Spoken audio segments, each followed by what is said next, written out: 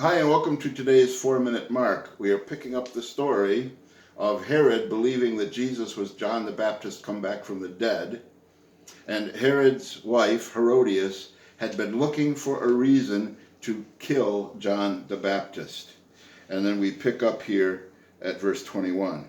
Finally, the opportune time came. On his birthday, Herod gave a banquet for his high officials and military commanders and the leading men of Galilee.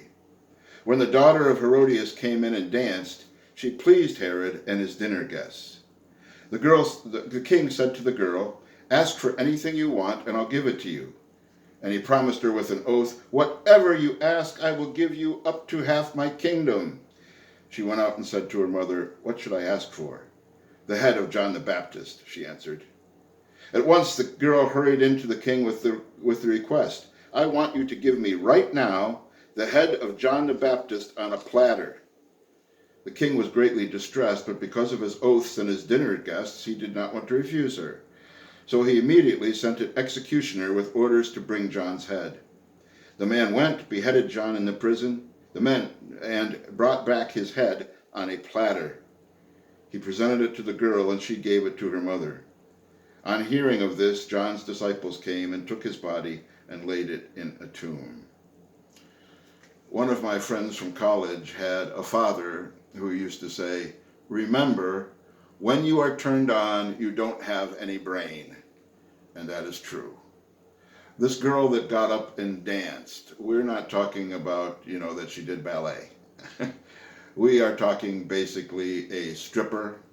We're talking about someone that probably became nude. We're talking about an old first century pole dancer. Okay, she was there to turn all the men on. When you are turned on, you don't have a brain. And my friend's father went on to say, so be careful the situations in which you allow yourself to get turned on, because you won't have a brain once you're turned on, and Herod is proof of that.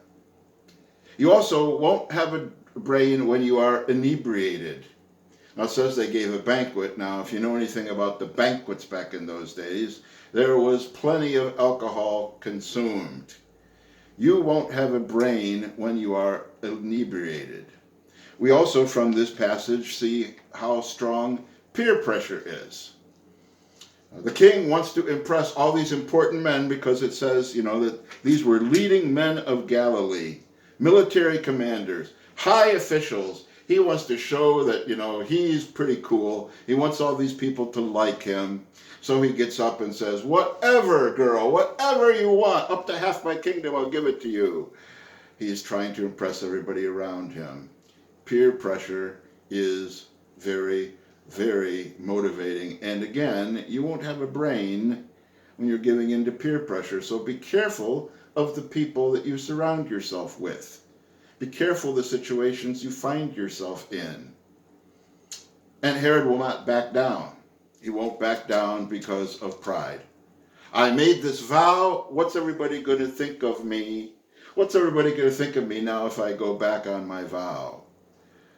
When we worry too much about what's everybody going to think of me, we often do not do the right thing. And Herod is an example of that.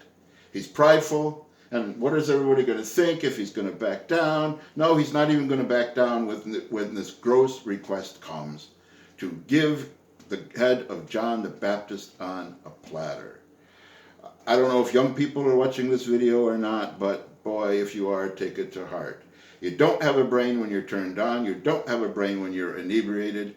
If you are in the wrong crowd, they can pressure you into doing basically terrible things. And basically, if you're out to please other people, what do other people think of me? I need to look good all the time. You are going to make some really terrible mistakes in life. And that's it for today. We'll see you on Monday. Bye-bye.